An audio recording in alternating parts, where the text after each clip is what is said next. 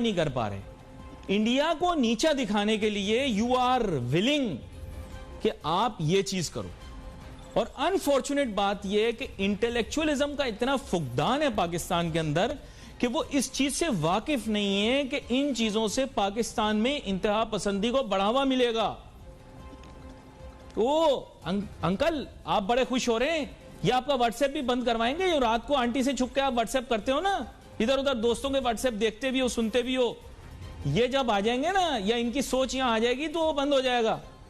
और आंटी आप भी होशियार रहे, बड़े फैशन करती हैं आप, लिपस्टिक वगैरह लगाती हैं, आप ज़हनी तौर पर तैयार हो जाएं, लिपस्टिक विपस्टिक सब बंद, सब मेकअप वेकअप बंद। इस वीडियो को आप 1 मिनट स्किप करके भी प्ले कर सकते हैं।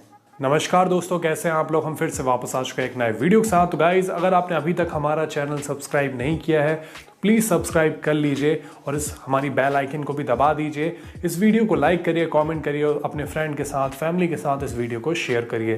गाइज, हम बहुत सारे वीडियोज़ आपके लिए लाते रहते हैं, पूरे न्यूज़ से रिलेटेड जो भी वायरल मटेरियल होता है, जो भी बड़ी बड़ी डिबेट होती है, सबका हम आपके लिए प्रॉपर वीडियो लाते रहते हैं। तो आप हमारे चैनल से बने रहिए।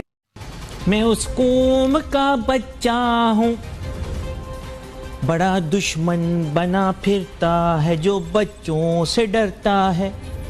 अच्छा, ये किसके बारे में कहा था? अच्छा, दूसरा वो था ना, वो मतलब वैसे ही आपको बता रहा हूं, बैकग्राउंड बता रहा हूं। मुझे दुश्मन के बच्चों को पढ़ाना है, मुझे दुश्मन के बच्चों को पढ़ाना है। ये क्या था? ये नहीं, ऐसे ही आप लोगों से पूछना चाह रहा हूं, किसके मुतालिक आपने बताया था कि वो दुश्मन है?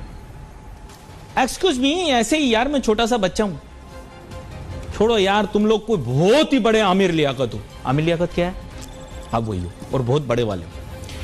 तो बेसिकली क्या है कि हम बेगाने की शादी में अब्दुल्ला दीवाना बन के नाचने के चैंपियन बन गए। चैंपियन हमसे ये करा लो कि फिर मैं कल वाली अंग्रेजी की कहावत बताऊंगा, लोगों को समझ तो आएगी नहीं क्योंकि अंग्रेजी तो आप लोगों को आती नहीं है। शेक्सपियर की कबर पे लाते मारते हो, सिर्फ व्हाट्सएप पे ही रात को अंकलों को जब नोटी हो जाते हैं तो उन लोगों के साथ मैसेज करते हैं इंग्लिश में, वरना इनको इंग्लिश नहीं आती। अंग्रेजी की एक कहावत है, don't cut your nose to spite the other, जिसके माने ये है कि अपने दुश्मन को नीचा दिखाने के लिए अपनी नाक नहीं काटो।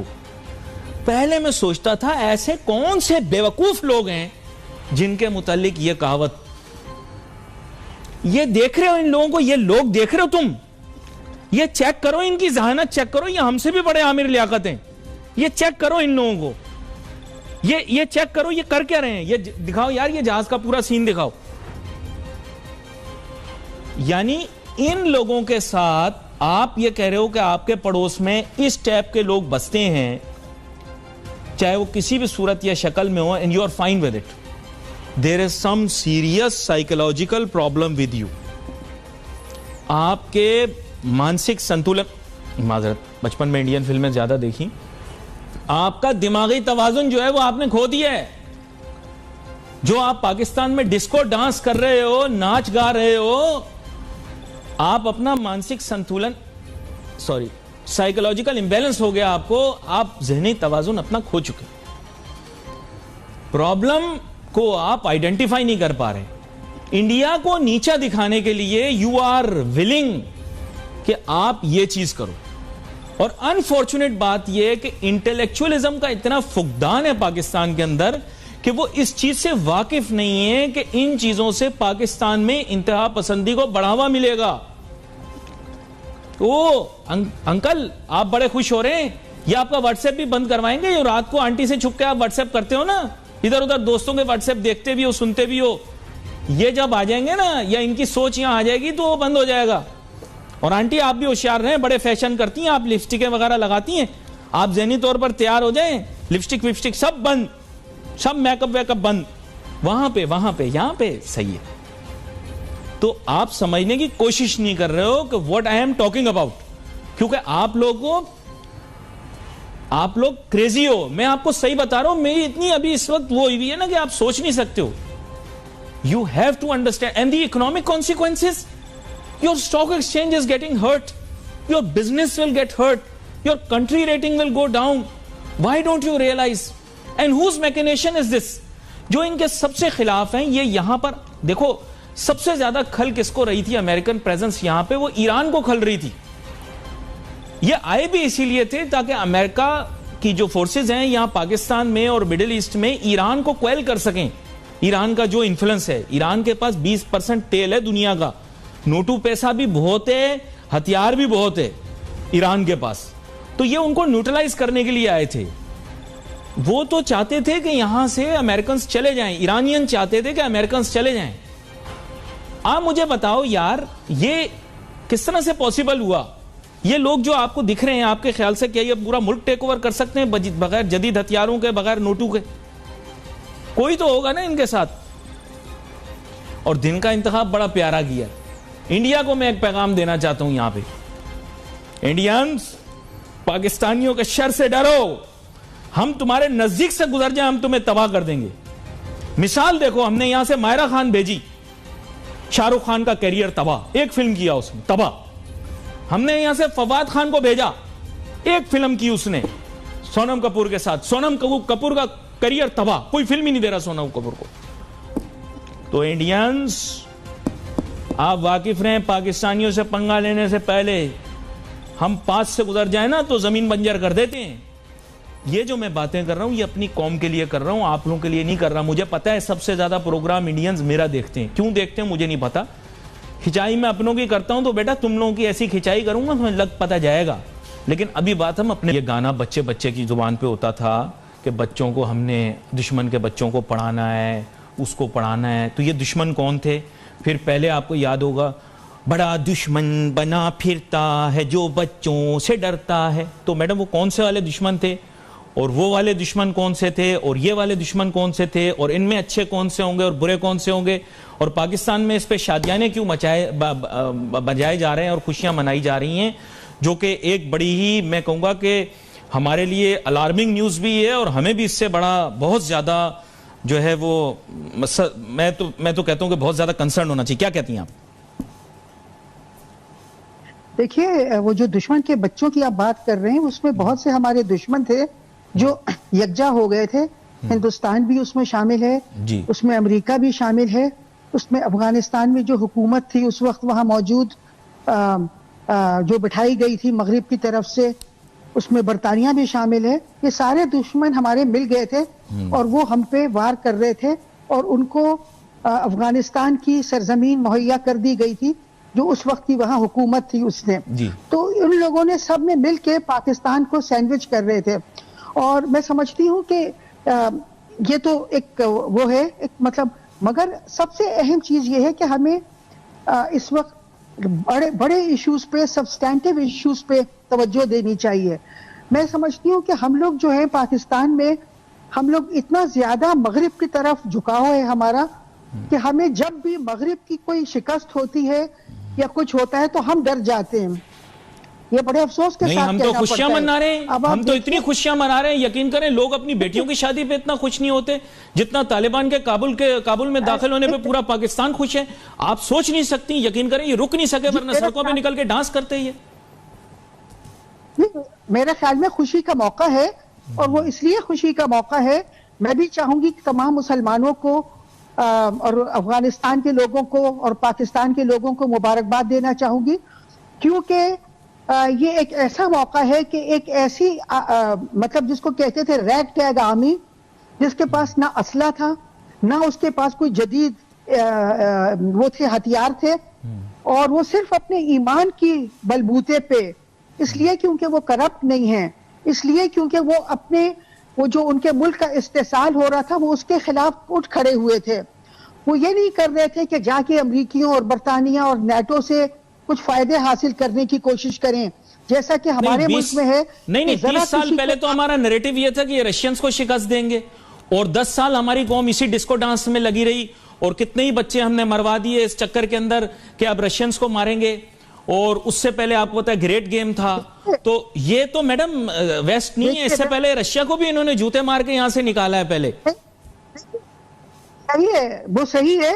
वो इसलिए है कि अफगानिस्तान के जो लोग हैं वो बहुत ही प्राउड कौम है। वो ना रूस को, ना अमेरिका को, ना बरतानिया को, वो किसी मुल्क को अपने मुल्क पे कब्जा नहीं करने देते हैं। वो आइडियोलॉजिकली वो नहीं है कि वो रूस कर सकता है मगर अमेरिका नहीं कर सकता। उनमें एक खुददारी है और उनमें एक बहुत फख्र है कि वो अपने एक आजाद खुद मुख्तार मुल्क में रहना चाहते हैं। इसी तरह उन्होंने बरतानिया को वहां से शिकस्त के साथ वापस किया, इसी तरह रूस को शिकस्त दी, इसी तरह अमेरिका को दी, क्योंकि वो एक बहुत खुद मुख्तार कौम है। वो फायदे नहीं उठाते, जो उनके मुल्क पे आके कब्जा करे वो उससे ये नहीं करते कि उससे कुछ दो कुछ लो, मैं कुछ आपके लिए कर दूं आप मुझे कुछ दे दीजिए। वो इस तरह से नहीं अपने आप को कंडक्ट करते जिस तरह से पाकिस्तान में हम लोग करते हैं। और इसलिए वो अच्छा मैडम, मैं वैसे ही आपको बता रहा हूं, एक आपसे, आप इंटरनेशनल रिलेशंस की भी एक तरह से बड़ी गिरफ्त रखती हैं। ये अगर आप अभी कह रही हैं कि चाइना के हिसाब से और ये वो मतलब कहने वाली होंगी, तो मैं आपको ये बता दूं कि जो एडजॉइनिंग रीजन्स हैं अफगानिस्तान के, they are the most disturbed in China. तो आपके ख्याल से अभी तो चाइना इनको रिकॉग्नाइज कर लेगा, will they allow Talibanisation in their own country, specially in western China where Muslims are in majority?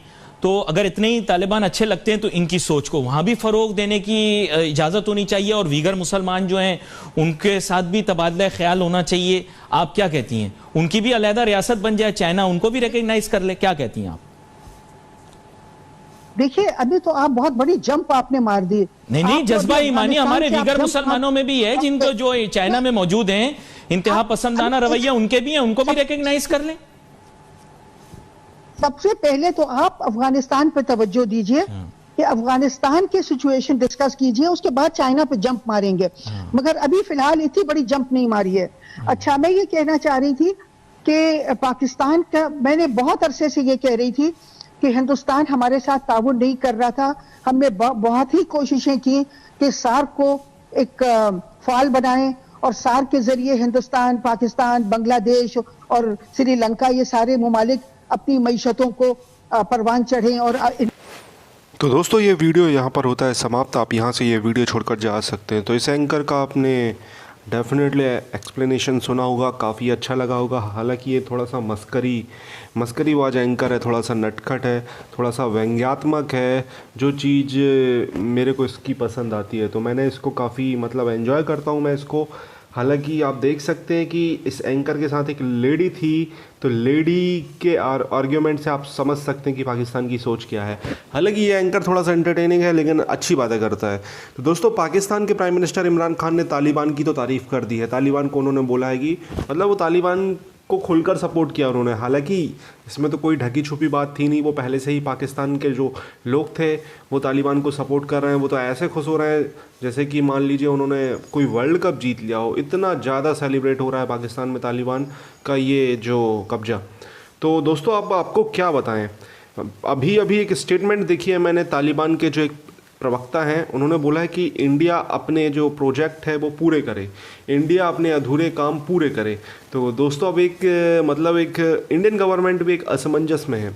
अगर हम तालिबान के साथ मतलब डिप्लोमेटिक संबंध बनाते हैं तो आपको पता है कि यहाँ पे नैरेटिव क्या बनेगा कि देखिए ये टेररिस्ट ग्रुप के साथ डिप्लोमेटिक संबंध बना रहे हैं। हालांकि मैं भी आपको एक वीडियो क्लिप दिखाऊंगा ट्विटर स्पेस का जो इंडियन मुस्लिम्स का है, जिसमें वो सेलिब्रेट कर रहे हैं। इंडिया, भारत, पाकिस्तान, बांग्लादेश, मतलब ये तीनों देश में आप देख सकते हैं कि मुसलमान काफ़ी सेलिब्रेट कर रहे हैं तालिबान के कब्जे को।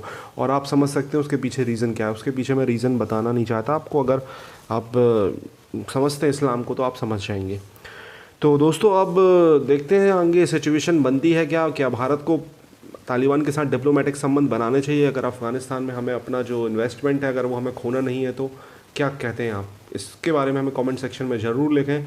और जो पाकिस्तान है, पाकिस्तान पर तो मैंने एक वीडियो कल डाला था कि तालिबान के जो लड़ाके थे वो पाकिस्तान आर्मी को मोक कर रहे थे, उनको मतलब बोल रहे थे कि अगला नंबर तुम्हारा है। तो समझ सकते हो आप दोस्तों सिचुएशन क्या बनेगी। तो चलिए दोस्तों, ये जो ट्विटर स्पेस एक फीचर्स है जहाँ पर ऑडियो चैट होती है, उसमें इंडियन मुस्लिम का ये चैट है, आप इसको देखिए और इसमें आप इनकी सोच समझिए। ये मतलब इनका है क्या, वही है जो एक मतलब मुसलमान या इस्लाम में लिखा है, वही इनके दिमाग में चढ़ गया है। तो चलिए दोस्तों, वीडियो देखते हैं। प्लीज़ चैनल को सब्सक्राइब करिए, वीडियो को लाइक करिए। एक मैं अभी देख रहा था, एक खुशखबरी भी आप लोगों को देते चलो कि अशरफ गनी जो है वो रिज़ाइन कर दिए हैं, अल्लाह का शुक्र है। और तालिबान जो है वो धीरे धीरे इमारत इस्लामिया को कायम करने की तरफ जो है वो अल्हम्दुलिल्लाह अल्हम्दुलिल्लाह जी। गामजन है।